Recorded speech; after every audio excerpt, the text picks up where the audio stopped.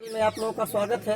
आज हम जीके के अंतर्गत आपको भारत की नदियों के बारे में पढ़ाने जा रहे हैं। भारत की नदियों को फिगर सहित आप लोगों के सामने प्रस्तुत किया गया है। भारत के इस नक्शे में भारत की नदियां कहाँ कहाँ हैं और कैसे इनसे संबंधित जो क्वेश्चन बनते हैं उन पर आप ध्यान दें। देखिए, सबसे पहले हम कश्मीर की घाटी पर चलते हैं। यहाँ पर ध्यान दें, नदियों को दो भागों में बांटा गया है। एक जो बीच से गुजरात से अलग करती हैं, पहला भाग हिमालयी नदी के रूप में अर्थात हिमालयी तंत्र के रूप में जाना जाता है और दूसरा भाग प्रायद्वीपीय तंत्र के रूप में जाना जाता है। प्रायद्वीपीय तंत्र को हम अगले दिन पढ़ेंगे। आज की वीडियो में केवल हम हिमालयी नदी के बारे में चर्चा करेंगे। हिमालयी नदियाँ कहाँ कहाँ से गुजरती हैं इनके बारे में आपको ध्यान देना है। तो ध्यान दें, झेलम नदी का उद्गम स्थल बेरीनाग स्थल है। यह कश्मीर से निकलती है और सिंध में जाकर के मिल जाती है। सिंधु, सतलज और ब्रह्मपुत्र, ध्यान दें, ये मानसरोवर झील से, तिब्बत के मानसरोवर झील से निकली हुई हैं। ब्रह्मपुत्र का हिस्सा बाहरी क्षेत्रों में अर्थात तिब्बत में ब्रह्मपुत्र को सांगपो कहा जाता है और यही जाते जाते या सबसे पहले अरुणाचल प्रदेश में दिहांग के नाम से जानी जाती है। दिहांग के नाम से अरुणाचल प्रदेश में यह प्रवेश करती है भारत के अंदर। इधर यह सतलज नदी पंजाब की ओर प्रवेश करती है और पंजाब से धीरे धीरे जो है पाकिस्तान की ओर चली जाती है।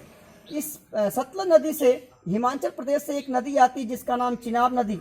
चिनाब नदी जो है, चिनाब नदी यहाँ से हिमाचल प्रदेश के एक झील से निकलती है और निकलकर सतलज में मिलकर के वह अरब सागर में जाकर के गिरती है। इस प्रकार से पंजाब में ब्यास भी है और भी तमाम नदियाँ हैं जिनसे मिली हुई है। मुख्य नदियों की चर्चा हम कर रहे हैं।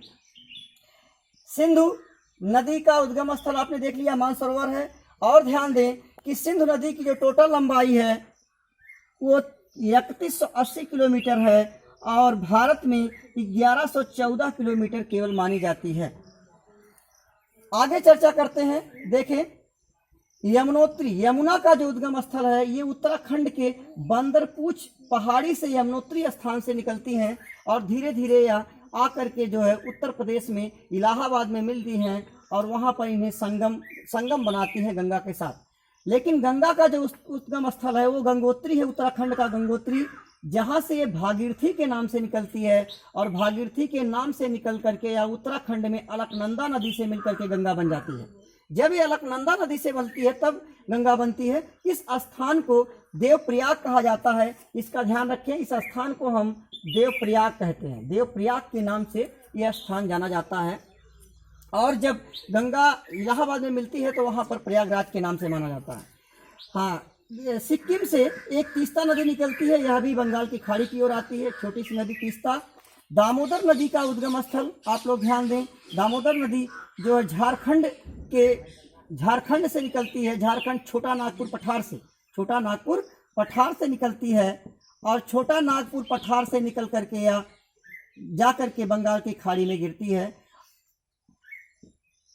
बंगाल की खाड़ी, बंगाल में दामोदर को बंगाल का शोक कहा जाता है। यह एक जैविक नदी भी है। देखें, यहाँ जैविक नदी बताया गया है, जैविक मरुस्थल के नाम से जाना जाता है। यहाँ पर एक जैविक मरुस्थल बन जाता है।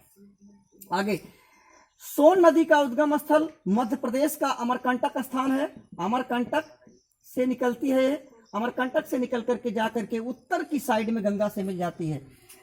चंबल नदी मध्य प्रदेश के जनापाव पर्वत से निकल करके या धीरे धीरे मध्य प्रदेश की ओर बढ़ती हुई बंगाल की खाड़ी में गिरती है। लूनी नदी का उद्गम स्थल विंध्याचल की पहाड़ियां हैं और वहीं से निकल करके या गुजरात के रण में जाकर के, गुजरात के रण क्षेत्र में जाकर के लिप्त हो जाती है। इसे एक नमकीन नदी का नाम भी दिया गया है, इसका पानी नमकीन होता है। आगे देखें, गंगा यमुना जब बंगाल में मिलती हैं, गंगा और ब्रह्मपुत्र जब बंगाल में मिलती हैं तो वहाँ मेघना के नाम से जानी जाती हैं और वहाँ पर एक डेल्टा बनता है जिसे बंगाल में सुंदरबन डेल्टा के नाम से जाना जाता है। सुंदरबन डेल्टा विश्व का सबसे बड़ा डेल्टा है। यहाँ पर सुंदरी नामक एक घास का मैदान पाया जाता है। ये विश्व का सबसे बड़ा डेल्टा है। ब्रह्मपुत्र नदी पर असम में एक माजरी द्वीप बना है। इसे विश्व का सबसे बड़ा नदी द्वीप कहा जाता है, विश्व का सबसे बड़ा नदी द्वीप माना जाता है। इस प्रकार से ब्रह्मपुत्र को बांग्लादेश में जब प्रवेश करती तो इसका नाम जमुना हो जाता है और जब गंगा नदी बांग्लादेश में प्रवेश करती तो इसका नाम पद्मा हो जाता है। आगे देखते हैं मुख्य तत्व, आगे हम देखते हैं दामोदर नदी एक जैविक मरुस्थल है। दामोदर नदी को बंगाल का शोक कहा जाता है क्योंकि बंगाल में तबाही मचाती है। कोसी नदी को बिहार का शोक कहा जाता है क्योंकि ये बिहार में तबाही मचाती है। गोमती नदी का उद्गम स्थल उत्तर प्रदेश के पीलीभीत का गोमतताल है। गोमतताल है जिसे फुलहर झील भी कहा जाता है। लोहित नदी एक नदी है जिसे खून की नदी, इंपॉर्टेंट क्वेश्चन है, ध्यान दें। इस प्रकार से लंबाई की ओर हम ध्यान देते हैं। भारत में 2900 किलोमीटर ब्रह्मपुत्र का केवल भाग है और टोटल 3848 अर्थात 3848 किलोमीटर पूरा ब्रह्मपुत्र की लंबाई मानी जाती है। गंगा 2525 किलोमीटर की लंबाई है टोटल, लेकिन भारत में केवल 2071 किलोमीटर है। सिंध नदी की टोटल लंबाई 3180 किलोमीटर है, भारत में केवल 1114 किलोमीटर मानी जाती है। 1960 ईस्वी में भारत और पाकिस्तान के बीच एक समझौता हुआ था सिंधु नदी को लेकर के, जिससे 20% जल ही भारत यूज करता है, बाकी पाकिस्तान यूज करता है।